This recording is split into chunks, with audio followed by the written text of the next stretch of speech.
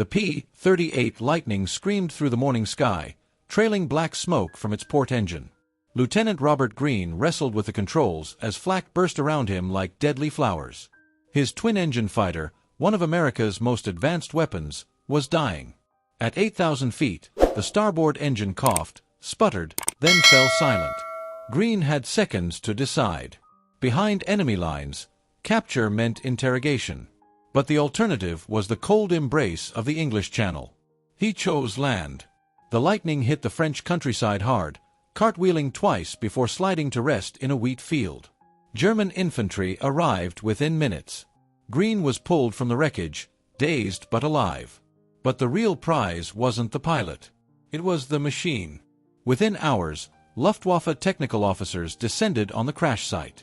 What they found would challenge everything they thought they knew about American engineering. The P-38 wasn't just damaged, it was nearly intact. And as German engineers began their inspection, they discovered something remarkable. This aircraft didn't have one central control system. It had two. Two engines, two turbochargers, two hydraulic systems, two of everything, each capable of independent operation. The Lightning could lose half its systems and still fight. Still fly. Still kill. This wasn't just redundancy. This was a philosophy of war made metal.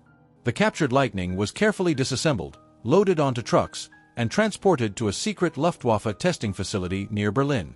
There, Germany's finest aeronautical minds would tear it apart, bolt by bolt, seeking to understand the American doctrine of twin-engine supremacy and redundant design.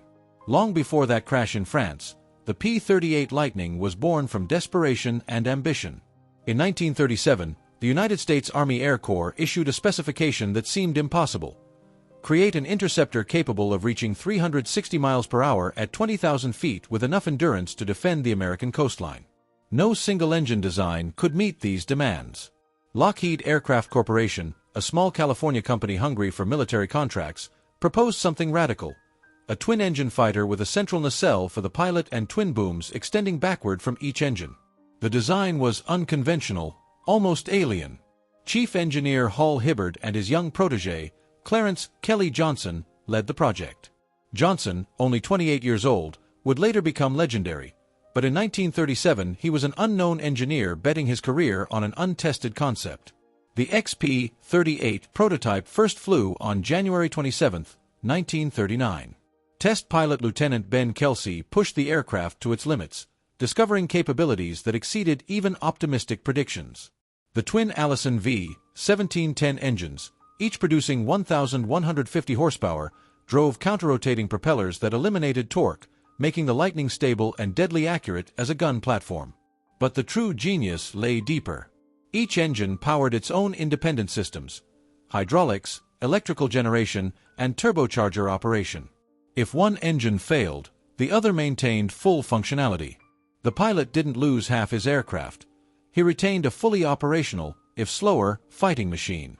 The German engineers who now examined the captured Lightning came from a different philosophical tradition. Luftwaffe fighters like the Messerschmitt Bf 109 and Focke-Wulf Fw 190 embodied single-engine purity: one power plant, one system, maximum efficiency. Weight was the enemy. Complexity was weakness. Yet here was an American fighter that weighed nearly twice as much as a Bf 109, with double the engines, double the systems, and it could outfight German interceptors in many scenarios. Oberingenieur Klaus Hartmann led the German technical team. A veteran of Messerschmitt's design bureau, Hartmann had helped create some of the Luftwaffe's finest aircraft. But as he walked around the damaged P-38, notebook in hand, he felt something unfamiliar: doubt. The Lightning's left engine was destroyed, its nacelle a twisted mess of metal. Yet the right side remained pristine, fully functional. Hartmann ordered his team to power up the surviving engine. Incredibly, it started. The hydraulic system responded. The electrical systems hummed to life. Half an airplane, yet it breathed.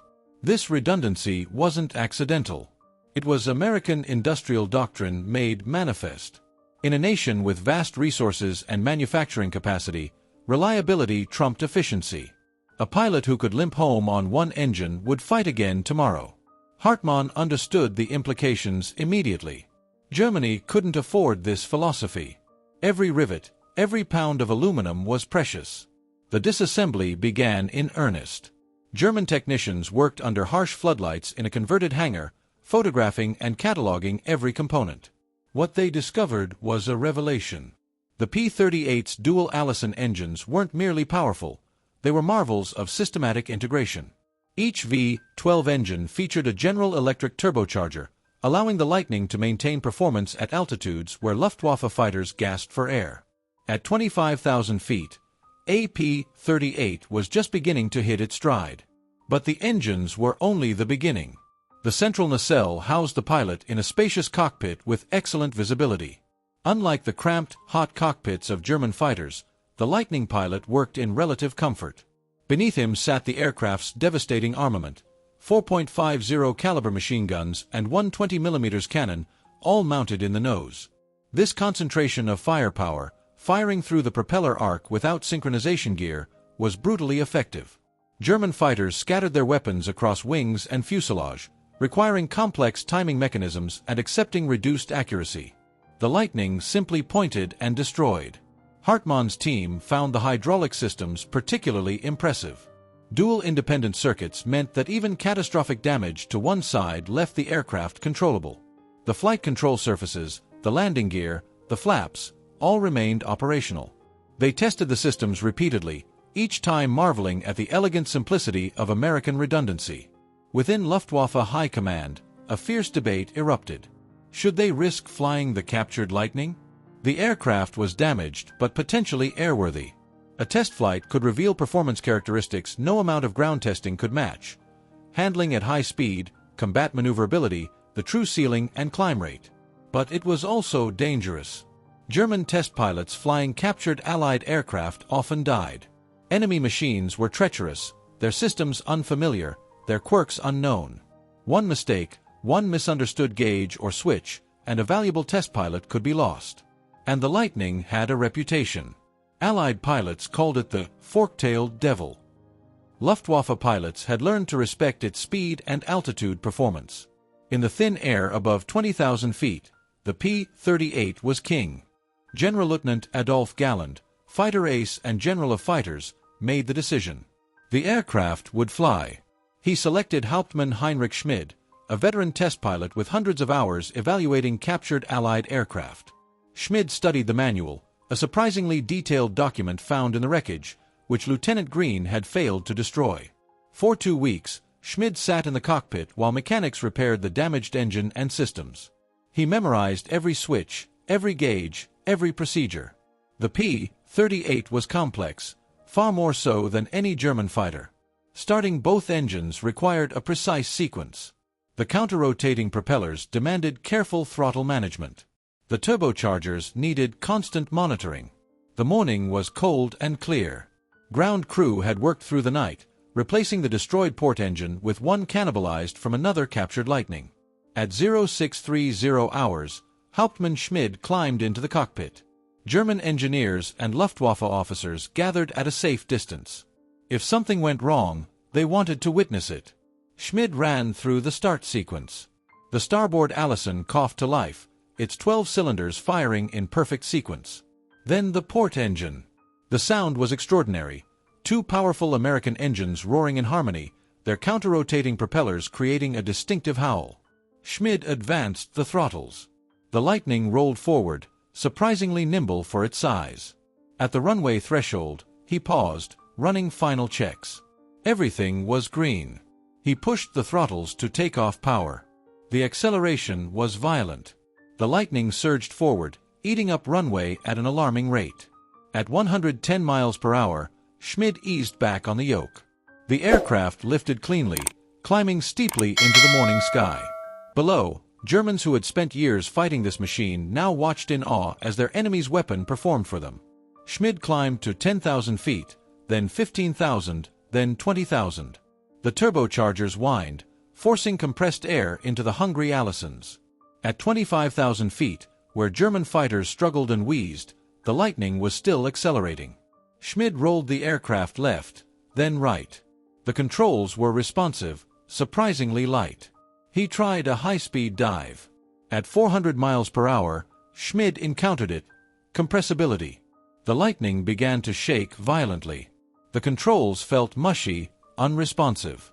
The nose wanted to pitch down, diving steeper. Schmid fought it, sweat beading on his forehead despite the cold. This was the P-38's notorious high-speed limitation, unknown to German intelligence until this moment. At extreme speeds, the airflow over the wings approached supersonic velocities, creating shock waves that disrupted control surfaces. Allied pilots called it compressibility tuck. Many had died fighting it. Schmid cut power and deployed dive brakes, a feature specifically designed to combat this phenomenon. Gradually, the Lightning slowed, and control returned. He leveled off at 15,000 feet, heart pounding. When he landed 40 minutes later, Schmid was pale but exhilarated. In the debriefing room, he described everything: the brutal power, the excellent visibility, the concentrated firepower, and the terrifying dive behavior. But he also confirmed what ground inspection suggested: this aircraft was designed for survival. "I shut down the port engine at altitude," Schmid reported. The Lightning continued to fly normally. No loss of control. No catastrophic failure. "I could have fought my way home on one engine."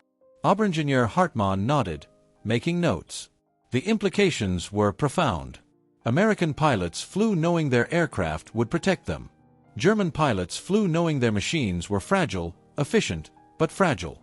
Hartmann's final report to Luftwaffe High Command was comprehensive and sobering. The P-38 Lightning represented a fundamentally different approach to fighter design, one that Germany, with its limited resources, could not replicate. The report detailed the dual-brain philosophy. 2 independent engines with separate systems meant redundancy at every level. The electrical system could survive massive damage. The hydraulics could fail on one side entirely. A pilot could lose an engine over enemy territory and still make it home. But the report also identified weaknesses. The P-38 was complex and maintenance-intensive. It required high-octane fuel, a resource Germany was critically short of. The compressibility issue was a genuine danger in high-speed combat. And the aircraft's size made it less maneuverable than German fighters in turning combat. Yet Hartmann's conclusion was stark: the P-38 Lightning is a weapon designed for a nation with industrial supremacy. It sacrifices efficiency for survivability, accepts complexity for capability, and prioritizes pilot survival above all else. We cannot build this aircraft. We lack the resources, the fuel, and the industrial capacity. But we must understand the philosophy behind it, for it represents the future of aerial warfare. The report circulated among Germany's top aviation officials. Some dismissed it as defeatist. Others recognized the truth in Hartmann's words. By late 1943, Germany was losing the industrial war. What the German engineers couldn't capture in their reports was the human dimension of the Lightning's design philosophy. Lieutenant Robert Green, the pilot of the captured aircraft, spent the war in a German POW camp. He survived, eventually returning home to California in 1945. But thousands of other P-38 pilots weren't so fortunate. The Lightning served in every theater of World War II. In the Pacific, it became the primary long-range fighter, its twin engines providing the endurance needed to escort bombers across vast ocean distances. America's 2 top aces, Major Richard Bong and Major Thomas Maguire, both flew P-38s, together accounting for 78 confirmed kills. In Europe, the Lightning faced stiffer competition from advanced German fighters, but it still proved effective, particularly at high altitude. But the aircraft's true legacy was in the pilots it brought home. Dozens of P-38 pilots limped back to friendly territory on one engine, nursing their wounded Lightnings across mountains and oceans. The redundant systems that German engineers marveled at saved countless American lives. Captain James Howell lost his port engine to flak over Germany in December 1944. He flew 180 miles on one engine, crossing into Allied territory before crash landing in a French field. He walked away. Lieutenant Anthony Gambino took flak that destroyed his entire starboard side over the Pacific. The left engine kept running. He made it back to base. These stories multiplied throughout the war. The captured P-38 remained in German hands until Allied forces overran the testing facility in April 1945. The aircraft, heavily modified and tested to destruction, was found in a hangar, surrounded by detailed technical drawings and reports. American intelligence officers recovered Hartmann's analysis.